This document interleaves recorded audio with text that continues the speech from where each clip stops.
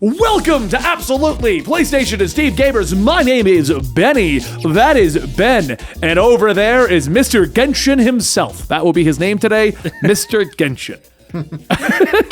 King Genshin. King Yes. Genshin. The King Genshin. The King Genshin. Yes, this is the PSG podcast number 5, the show in which we just kind of talk generally about what we've been doing in video games. I'm going to talk a little bit about the disaster that I've discovered in the Assassin's Creed journey that I'm on. I'm trying to get a platinum in all of them, and some of them still have multiplayer servers. But we'll talk about that in a minute. Pause. What's See up? if we can get this fell down. Like as soon as you started. No, we're God going to keep damn going. it. We're going to keep going. You're not going to fix it. No, we're going to keep going. Whatever. Let's We're get- going to see how many tiles are left. Yeah, by we're the gonna end see. of We're the- gonna let the chat count how many tiles that are left at the end of the show. We're gonna talk about Shank this week, playing a little bit more of Destiny because that's all Shank does, and he works. You can tell us about work, maybe. I'm sure that won't violate any HIPAA laws. Probably not. I can be vague enough, but that's not the focus of this podcast. So we'll leave that for another time.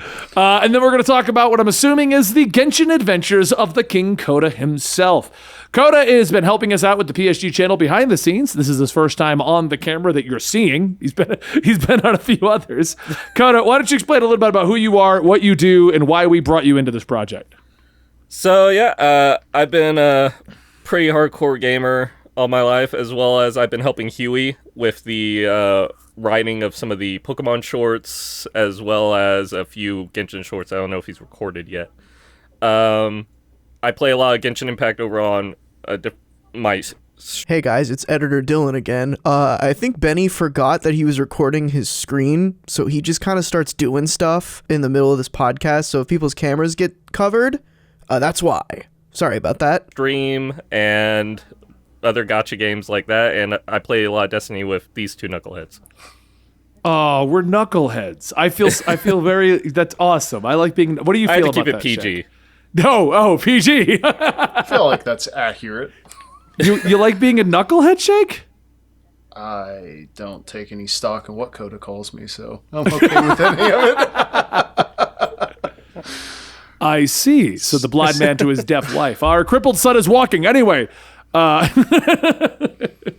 Okay, so today Dylan and Huey have stepped away. They didn't play very much this week, so they didn't have very much to talk about. So I guess since I did our intro and Coda kicked it off, Shank, what have you done this week? I'm super boring, but I played a lot of Destiny because it's the final week of the season. What are you missing? Why would you possibly need to play Destiny this week? Guardian games. Isn't Finish up. this of all the weeks, the one week you could get away with playing something else finally? Shank, we lost. I was playing something else. That's why I need to come back during the final week to finish up a couple triumphs.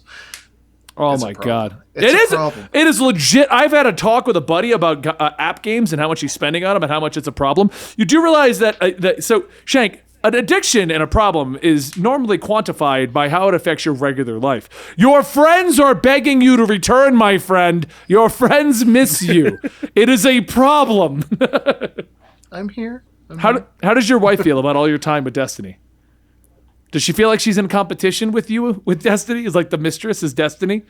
No, but she has referred to you as my mistress. Oh, Oh. I'm okay with this. I'm okay with this.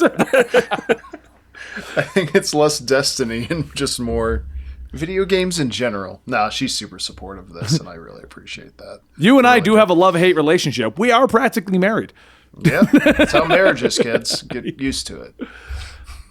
So this week, I'm wrapping up Assassin's Creed Revelations finally. So, Coda, you're unaware of this, but I've taken up the challenge of getting a platinum in every Assassin's Creed game available on PlayStation 4 and higher. Does that include Revelations? Because I also...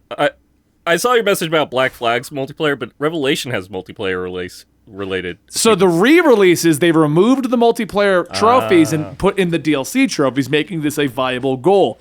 Until I hit Black Flag. You see, Black Flag still has functioning servers with no players. So I need to figure out a boost group that is willing to play Black Flag's multiplayer with me. So if you're watching our show and you want to play some Black Flag with me for 8+ hours to level up to 55, let me know. That will not be me, even though I own the game. Well, I own the game on 360, so what are you even playing on PlayStation? Yeah, PlayStation. I have a feeling that I'm probably going to have to... That'll probably be the one platinum I don't get, in all honesty. The only other game that has multiplayer is Assassin's Creed Unity. That one's still up and running. And that one is just like 3 or 4 co-op things. So it'll be super simple to hand it off to somebody. It's like revive someone 10 times and things like that. So one night of goofing around with some friends will be done with that one. So, chat, what we're hearing is that we need to comment down below and give Benny crap for not getting platinum in all of the Assassin's Creed games. It's going to irritate me. Anytime he mentions Assassin's Creed, just let him know about Black Flag. I will figure it out. I might have to recruit my own boost group when I get to Black Flag, which I don't think is next on my roster. It depends on how I want to do it. Chronologically, I'm supposed to go to Assassin's Creed China Chronicles and Assassin's Creed Rogue and Black Flag, then 3. But if I want to finish the Desmond story, I got to go to 3 first, which they also removed the multiplayer from. So that one's gone too, so I don't have to worry about that. So it's going to come down to me just trying to figure this out. If I could get a boost group, I looked it up. So basically what I need to do is get 2 other players, or 3. I need 4 total. And we go into a match, and we just sit on a bench for 10 minutes at a time, and we get 24,000 XP, and then we do it again. So not only is it 8 hours of playing the multiplayer... It's 8 hours of sitting on a bench in the multiplayer. That's what it seems like. So they're like, it's 24,000 if you do it that way, but you only get like 600 if you do it legit. And I'm like, oh, I'm going to be sitting on some benches. So it's going to be interesting to figure that one out. I've also decided to go back to Nier and finish that platinum up. I'm going to take a break after this, finish up 7's platinum, finish up Nier's platinum, because the chat freaked out at me and said, you can't quit Nier, you have to do ending E. Now, I know how ending E ends. I did look it up when I decided I wasn't going to continue. But everything I've read says you got to experience ending E. So, see, I don't even know how it's going to end. I haven't looked anything up. I'm just excited to get to it now. Like, I hope it's not a case of everybody is overhyping it, and then I'm going to get to it. And they are 100% overhyping. 1,000%, yeah. Yeah, it's going to be one of those. I'll tell you right now. It's a fun game, so if you want to experience it, that's great. But everyone latches onto the idea of, well, this was fun for me, so it's going to be amazing for you. Yeah. And the problem is, you get so super hyped up. It's not as good as the reveal in Automata. So just to tell you that right now. Like, if you knew what was going on... But I guessed the reveal in Automata. That was the thing. Like, I have no idea what the thing in Replicant could be. What the big twist. You haven't figured it out yet? No, I mean, I haven't. Okay, you got to beat it tonight so we can talk about it, okay? Okay. Just go beat it tonight. Yeah, I'm done. I finished everything in Destiny. I'm good. I got time. Oh my god, I hate you. What do you mean? Tomorrow's the update. Yeah, tomorrow. Yeah, what are you talking? Tomorrow's the update. New season starts tomorrow. New content. I said I have time tonight to play Nier. I finished up Season of the Chosen. Look, I don't normally agree with Coda, but you picked the worst time to decide you're going to go beat Nier. Hey, you got to do what you got to do. I mean... What have you done this week, Coda? What have you played? So I mostly played a lot of Destiny. I got you off of Destiny to kill you. We played Northgard last night, and it was a lot of fun. Even though I did not understand how the game worked until Benny was destroying my buildings. I accidentally destroyed him in the game too. I accidentally destroyed everyone. No. I had no food on any plot of land I owned, and then my scout sees Benny's land directly below me. All this food, all this resources. I didn't know he was there. I took all his food.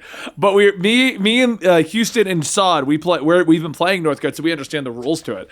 So we all agreed to pick a new clan to play as during that play with the new players, so we wouldn't know what we're doing. Apparently, my clan, the Ox, comes with a superhero. Because, this dude is just... It's one guy just stomping. So it's like an RTS game like StarCraft, right? And I'm just running around, just destroying everyone's stuff with one dude. Huey's throwing like soldier after soldier at me. Saul's got all these like dragon warriors, and I'm just like throwing them out in the ocean. Like I'm like Superman. I'm literally just stomping on everyone. his unit Ox was literally healing while every unit I possessed was beating on it. He was at full health, just regenning. It's ridiculous. We're like, this is so broken. Like if somebody's the Ox, you have to kill him before they get the Ox. Like that's right. You sent this game to me, and I also have it downloaded. Why haven't we played it? You were playing Destiny. Yeah. So are you. You've asked me to play Gambit at least 5 out of the last 7 nights. Oh, I don't want to play Gambit anymore. I don't need the He came in to try and... Who'd you try and poach yesterday to play... Oh, Dead. We were the buddy of ours, Dead chat, and he comes into my chat room. We're all set up to play Northgard, and he's like, let's go play Gambit, Dead. To be fair, I was just excited to see Dead again. And then we suckered him and Carfting Dragon to join us on Northgard instead. That poor dude. He's never going to get his name back. No, when he changes it now, we'll be like, what? No, he's Where'd Carfting. You're still Carfting. Yeah. We had a friend who goes by the name Crafting Dragon, and he changed his name on Twitch. How did he misspell crafting is my question. I don't know.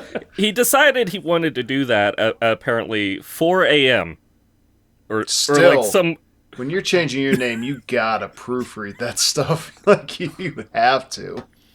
So yeah, right now, me and the bunch of the guys have been playing Northgard on a nightly basis, just destroying each other. It also has a fun co-op roguelike mode, which is very difficult, but we've been doing that as well. It's a great RTS if you've never played one.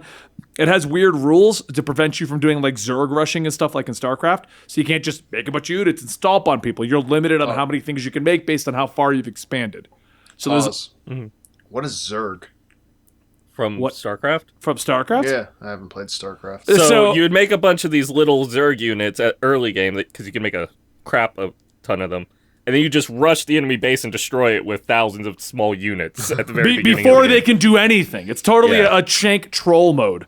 Like, so an RTS game basically is about resource management and building troops. And normally the games take like 10 to 30 minutes, and each side has to find like wood and minerals, and you build up the resources you need, and then you make your units and you try to crush everyone else. Zerg rushing is a term that was used in StarCraft, like he said, because you can make these little itty bitty units, and for the record, it's 3 to 5, not 1,000. But you can make 3 to 5 before anyone can make anything else. So you just send them in while someone's trying to get started.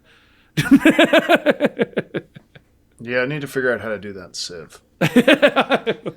In Civ, we call it religion bombing.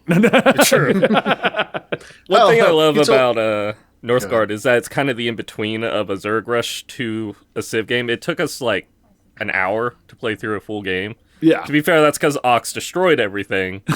But stomping it up. But so here's the kick. Here's the best part. So the way that we did that match yesterday, it was me, Huey, and Sod. We had all played the game before, and we had Dead, Coda, and Carfting with us. And what happened is we decided we'd each take a partner that had never played the game before. So I had Dead, Sod had Coda, and Huey had Carfting. So me, with my Ox unit, destroyed everyone except Carfting and Dead. But since I had an advantage because we discovered that Ox was amazing, I put it all on the table, and I said, all right, Dead, we've been teaching you, we've been teaching Carfting. And it's down to you two, because they were next to each other, like right next to each other. I will step away. Whoever wins between you two is the victorious person. Meaning, I will concede if Dead loses. I will back out. I had them dead to rights. Like, there was no way they were going to beat me. So I stepped away. And Houston, who was on Carfting's team, goes, Dead, rush him right now. Throw your one unit again. He has no units. Do it. Carfting did not have no units. And Dead fell for that. Rushed in there. And then Carfting, and the best part was, Houston is coaching. He's like, move all your units now. Go claim his base. Go claim his base. We can win this. And he didn't even know how to move the units out. He's like, how do I move? How do I put them there? He's moving them individually. See, you guys call me a troll, but when I'm teaching somebody something new, I don't mess with them like that. You guys were doing that to me in Civ too. I mean, not horribly. I will say that you guys were doing pretty good, but like, I'm traumatized enough by you guys that I can't trust you whenever you're teaching me how to play a new game. Because I know one of you is going to stab me in the back the second I get my legs underneath of me. The only reason I even killed Coda is he was right next to Sod, and I was like, all right, well, I'll just take him out. I was starving to death every turn. So. He was not doing so well, and I'm over here just stomping on everything. It was awesome. There was a point in the early game where I had no units left in my entire thing. You had to spawn a civilian to go and gather me food because I had no food. So yeah, that was our Northgard game. Also, if for any of you are a platinum trophy hunter like me, do you remember the game Breakout? I remember it. You move a little thing back and forth, and you shoot the ball, and it boop, boop, boop. Yeah. So there are 3 games on PlayStation Store that are $6.99 a pop, but it takes 30 minutes to get a platinum trophy if you just play around a Breakout with whatever theming they have on them. Just a heads up for everyone out there. Greg Miller tweeted it out, so I downloaded one, and they are really simple and easy trophies. That is not trophy hunting. Yeah, it is. You got the trophies. Yeah. How is that not trophy hunting? It's not. You're just mad because they have more platinum trophies than you. Yeah, you're just mad I got more than you. Not. I'm really not. My rule is for every easy one, I need one that I had to work for. So I think my rule is I need to torture myself going for everything, even if it's not required for a trophy. Yeah, I've seen your Destiny vault, Shank. You are the only man I know who will farm every blue drop in a looter shooter, so that you make sure you got them all. Well, transmog was coming, but now I can't use that anyways. It costs too much money. So. No, I was like, you and I are not allowed to. We stated like we will not support this. We're not getting into this discussion again. Oh, you're already caving! It's not even out yet. You're already caving. No, I mean we're not getting back into this Destiny discussion. We've done this the last 3 weeks. All right. We promised we wouldn't talk about this until tomorrow. So join us back tomorrow for our next podcast discussion about how bad that freaking transmog system is. We did agree on that. So we brought Coda in for a reason. Coda, how is the Genshin update? That's what we want to know. We want to know the Genshin update. So Genshin's kind of had a weird history with the updates as far as like the community response to it, but 1.6 has blown everyone's expectations so far out of the water as far as difficult content and meaningful time invested content, which is great and hopeful for their future updates. The housing system and all that is great. That's the really update. I thought there was more to it than that. So, okay. I really wish I could feed off of you here, but I've never played Genshin. I was expecting like a question, but then you guys don't play it. So I've pulled what on is it. Genshin? Oh, let's start there. Probably good. So it's Breath of the Wild, but with big anime ladies, and it's that's basically it. It's a gacha game. It's on mobile, PlayStation, and PC, with maybe Switch coming soon. It's open world, constantly being updated with new areas, new story bits, and new characters that you, of course, put money towards, or the free currency it gives you to try and get. Like, the new characters that are out in 1.6 right now is Yanfei, who's a 4-star, which the 4 stars are incredibly hard to get. And then Eula, who's coming out in a little bit, is a 5-star, and you get those guaranteed at every 90 wishes. Different archetypes of characters. Some have pole arms, some have magic books, some have great swords. And you just go around trying to like gear them up so you can keep clearing difficult content. There's a kind of repeatable dungeon called the Spiral Abyss that you can test them out in, that the enemies get stronger and stronger as you go up, till eventually they're out leveling you. Yeah. I've been doing that in a lot of my app games right now. Epic 7, I'm stuck. Yeah. But yeah, they also release regular events. The events will sometimes give you very good rewards, like free units. Right now, the event that's currently out, Energy Amplifier, gives you a free 4-star healer called Diona, who is one of the best healers in the game. And they just give them out for free. They've given out 6 free units, not counting the starting 4. Can we get Shank to play Genshin? Probably. It's free. It's free? Free. He claims that, but it's not. I've spent $1,000 in the game, but it's free. You'll probably get me to play Genshin in the same way you get me to play Siege, which is, if you guys are online and you ask me to play Siege, then I will play it. Genshin's single player, though. You can play with other people. Why do I need a healer in a single-player game? Because you will get your butt clapped by the enemies. Yeah, you're going to get your butt clapped. Tank. You're going to get I clapped. a tank with a big hammer. Nope, you're going to get clapped. There are kind of tanky units. The one that's out on the banner right now, Zhongli, he provides like the best shield in the game, and he drops a meteor, Madara style, on enemies. I'll try it. Why not? All right. That's Not this week. No, Not this week. No, this No. week. You got to beat Nier and Village. Genshin. Destiny can wait a week. Look at that face. Look at that face. That's what I think of that. Shank, did you ever smoke cigarettes? No, I never smoked cigarettes. Kids don't smoke cigarettes. Shank, have you ever been to, I don't know, Vegas? That I've been to Gambit. Jesus. Been a Gambit, yeah. Gambit is a mode in Destiny, kids. I've been to Vegas once, and I really enjoyed myself because I took like it's too bad. $200. Your Freudian slip's already out, man. I took like $200, and that was all I used, and I walked away with like $400. And I refuse to gamble any more than that because I know my personality. I know that if I get that bug, I'm going to be homeless in like the next like 3 months because I just would keep going back and I'd keep gambling and just, I don't know. Gambling scares the crap out of me, to be completely honest. Because you're going to fall into it. That's the same thing with me. So I just do the stock market instead. I mean, just so you know, Coda, we were discussing this whole hoopla with the transmog, and I said, depending if it's what it seems to be, I honestly wish I had the ability to like boycott to an extent Destiny, but the FOMO would kick in, and I feel like I'm missing out on something. Right. Which is what I told Shank. Like, so the best I guess I could do is just not participate in the transmog. And Shank's response was, "No, I see exactly what you mean, man, but I'll probably just go back no matter what for the story and the raid." And I responded with, "So you're just gonna play Destiny?" Oh, we lost 4. Brings us up to 5. I can't hide that. I tried. My thing with the transmog is I'm not going to spend any money on it. But I'm not even going to grind it if it's as free. bad as they see it. If it seems simple, I'll do it. But yeah, if it's as bad as it seems, I'm just not even going to mess with it.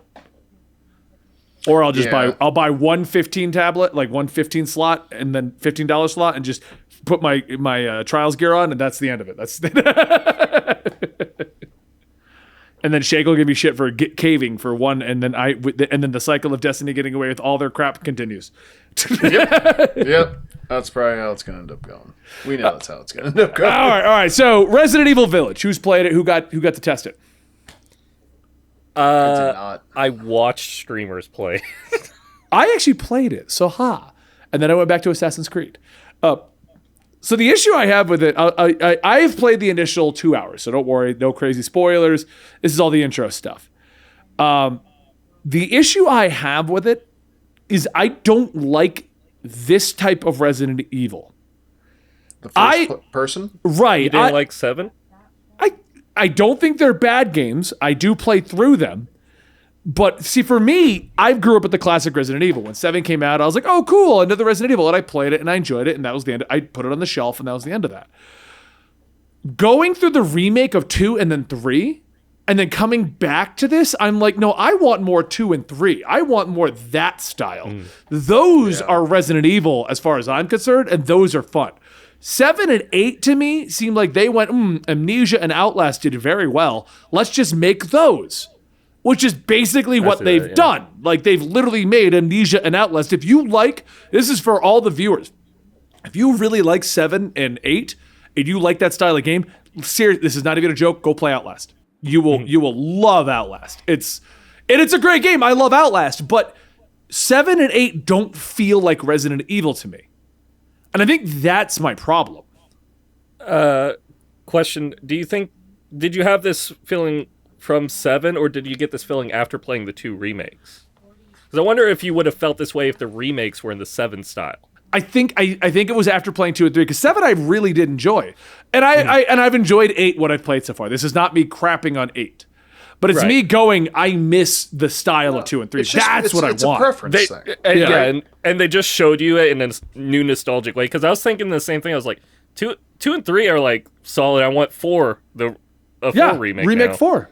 And I would have loved Village if it was in that style. I think I would have liked it more. I'm wondering if they had made it in the same style, if like that kind of like opinion might not have cropped up. Right, if the remakes 2 and 3 were done in the first person view. Mm-hmm. Yeah. But that's almost really a new worked for the game. narrative, It's the same story, but it's almost a new game at that point. Well, I mean, the remakes were basically new games in general already, with the way they did their DLC and things like that. Mm-hmm. 3 cut out huge chunks of the game, and 2 added in weird DLCs and new story elements. So, and I'm not against either one of those. I liked that, I'm a guy who's a huge fan of the Final Fantasy VII Remake because of what it adds. Intergrade looks amazing, but if you didn't like the changes that they made to 7, don't play that DLC, because that trailer makes it look like it's nothing but Kingdom Hearts style characters jumping in to go, woo, spike a hair. So what do you think about this, though? Because I know you both played the other Resident Evils, and we're going to do a tier list discussion on the Resident Evil soon, Shank. What do you think about the style of 7 and 8 versus 2 and 3? I prefer the third person. I'm the same as you. I prefer the way it was before. But I'm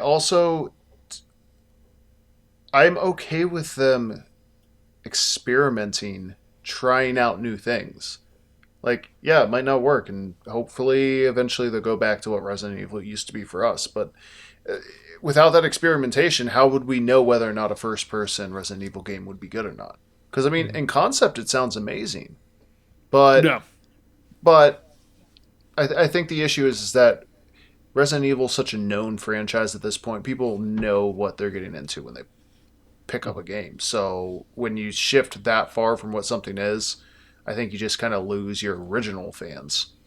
I don't know. I'll give it a try. Probably won't like it. I think the problem with Resident Evil has been around for so long. I mean, it's been around so long that literally 7 and 8 are to a whole new demographic and a whole new audience who likes Amnesia Outlast style games. I loved Outlast as it's one of my favorite horror games that I played of all time. So I actually really liked 7 for following in that same vein. I didn't play 2 and 3 remake, which is why I was thinking that might have caused a disconnect. One thing that the 2 and 3 remake threw off for me was that, at least from 2, I think it's an over-the-shoulder third person as opposed to static cameras. Right, yeah. The static cameras of 2 set up a lot more suspenseful horror, because you'd be walking down a hallway and you can't like control the camera to like look around what's around you, and sometimes like something would scurry around from behind you from the camera's perspective. Right. That would freak me out so much as a kid. Like the dogs jumping through the window in the first game. Yeah. Also, did either of you play 7 in VR? No, because it was available. Why on would PlayStation you do that? VR. I did. That turns up the horror a lot for 7, and it kind of gave me that nostalgic, creepy factor of the static camera. Okay, because now I'm the static camera. You know, were you doing like this the whole time? Like Oh yeah. Whole hunched shoulders, curled up, like, oh, don't like this. I might have to do that, man. It's a lot of fun on PlayStation VR. I don't know if it's available for VR on PC, but I'd assume so. No, I got my PlayStation VR right over there. It's just sitting collecting dust at this point. I have a PS5. I can't use PSVR anymore. Sorry. Hi, Shank. I mean, it's an interesting take on it. I just found it, like, I started playing it and like it didn't feel like Resident Evil to me. It felt like a horror game, felt like a solid game. I was enjoying it, but it didn't feel like a Resident Evil to me. Now, like I said, I only watched a streamer play it. I haven't looked at it too much myself. It was kind of just on in the background. What's up with it being werewolves and vampires? Because that also probably is a distraction that it's not... Is it the T-virus still, or...? I don't know yet. I haven't gotten that far. About an hour or two in, I just unlocked like the map and like everything. You can just kind of free roam finally. It's got a lot of set pieces to get things going. And I was running into an issue of just running in circles and not knowing where to go. So it is fun. It is fun. I mean, Resident Evil's always been whatever the writers need it to be. So Yeah. like they can turn the virus into whatever. Weren't you just doing a recap video where like they turned people into leeches or something? There's technically, I think, 3 variations of the original virus, and then there's other ones that they've discovered that we find out about in the other games. So there's the T virus, the G virus. There's the one that was in 4. Then there's the one in 6 that they kind of branch out. There's the one, I think the one in 5's another variation. Like what they started doing post like 4 onward was every game was another variation of the same virus. So that's kind of what I mean. Even the 7's a fungus that is related to, like they've turned it into like they're fighting bioterrorism. They're not the T or G virus anymore. Every game's a virus they're dealing with. I think what I was noting was it's vampires and werewolves this time, as opposed to like all those other times. Yeah, sure, there's different variations of the virus because there's different like mutagens of them. Like Mr. X has the T virus and whatnot. But there was always zombies. It was a zombie game. They were always zombie-like monsters. Yeah, they were. Because, I mean, even in 7, it was a fungus, but you were like, oh, they're intelligent zombies. Like, right.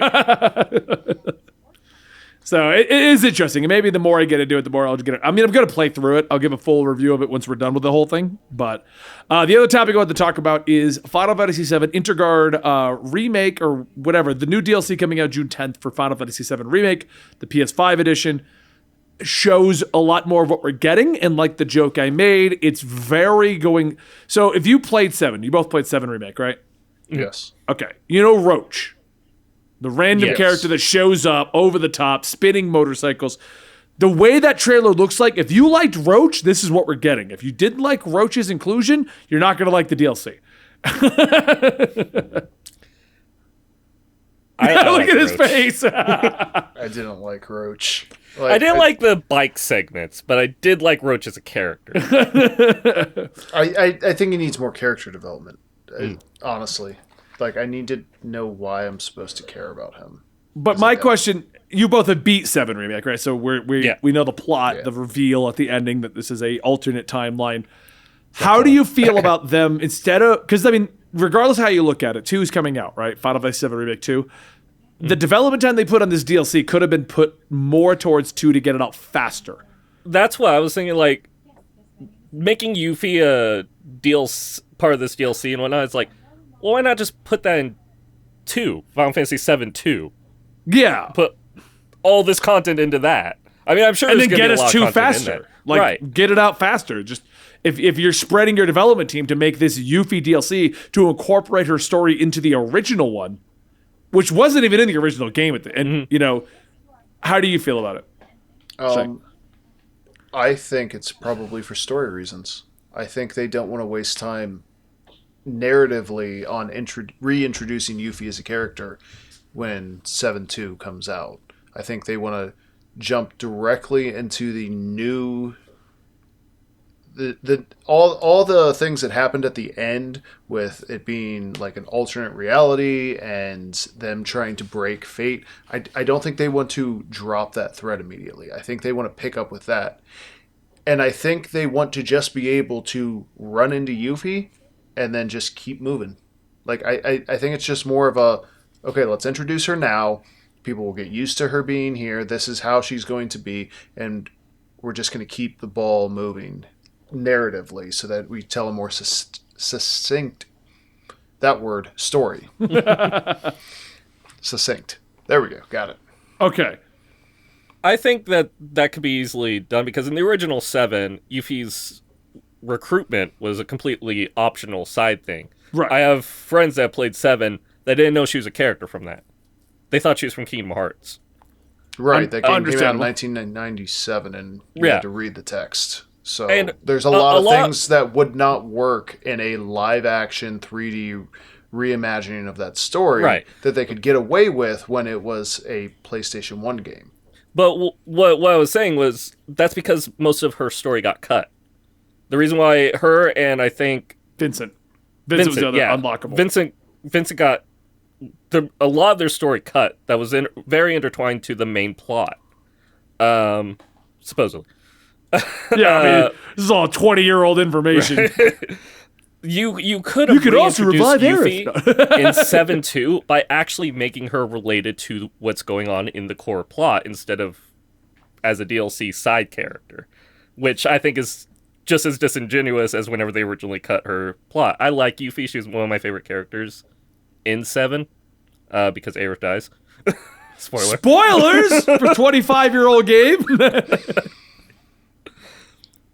I don't know. I don't know. I feel like incorporating her more into the plot as opposed to DLC because she's one of the party members. She is a main character to an extent.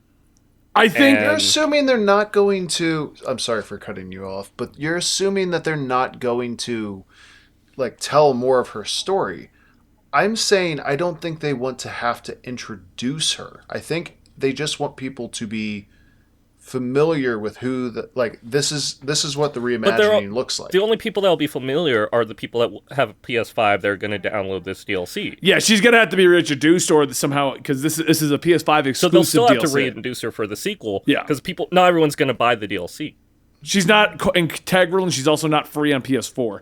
I think we're adding her in where they are. I think what they're doing is, so Vincent and Yuffie are the notorious secret characters, which, as you said, some people don't even realize you had to unlock them in the original. Yuffie was actually more difficult than Vincent. At least Vincent was like, go down this door. Like, Yuffie you had to find as a random encounter and like chase her to Wutai and like a whole thing. I think that what this is Yuffie and Vincent are so integral to 7 now. Like, they're recognizable characters at this point. I think this is just them wanting to put them in. Like, they're not hidden anymore.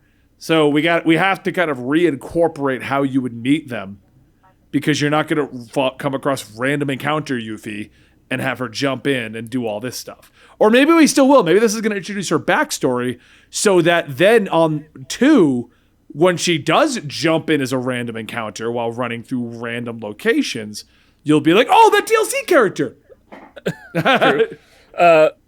Did you... I mean, I'm assuming you played through all the side stories and whatnot in 7. In the remake, sorry. Yeah, I've done everything. There's a part whenever you're in the slums, or not the slums, Aerith's town area, and you're doing a story there that's about a thief that runs around. Did anyone else think that would be Yuffie? Yeah, I did. Yeah. I was like, here's where we get Yuffie. Nope. It's interesting because if we're getting Yuffie, you're going to play as Yuffie. That leaves us with Red 13's been introduced, but not playable. Kate Sith, Sid, and Vincent. Pretty sure that's it, right? Like we're like they'll probably introduce 2 of those in the next part. Like I could see Kate Sith being introduced. Red 13's Kate Sith definitely. Yeah, Kate Sith's going to be definitely introduced. Yeah. Vincent, I think they're going to save for a DLC like they did with Yuffie at this point. I could see that.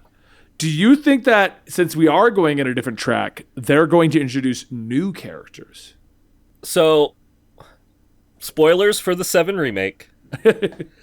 Is Zack alive? If so, do we get to play as an alternate reality Zack? That was my question, and I wasn't going to say it. Right. So, here's my spoiler warning.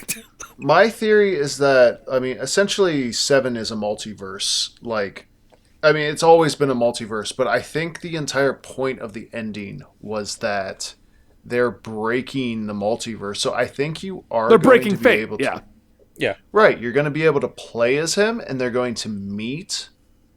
But I don't think he's going to be able to be like a permanent member of the story. You know what I mean? Guest character. A theory. Yeah. My wife made whenever I was playing through it because I was playing it with her watching. She played 7 religiously. She did all the chocobo stuff and whatnot. She loves 7. I think Zack was saved to come back and save Aerith. Ooh. So I think you'll get Zack. I really don't like that. Only for him to die instead of Aerith. That's a good theory. Because I'm actually really curious if they're gonna go through with that. I mean, we could have a whole podcast of 7 theories, but I have been wondering since we discovered that this isn't like the name Final Fantasy VII Remake is literal, not just like, oh, we remade the game. It's the literal name of it's the literal plot. Like it. Like I was gonna say stuff about Nier, but I can't talk about that because you haven't beat it. Fudge. But yeah, no, it's the literal plot. Final Fantasy VII Remake is the actual plot to the game.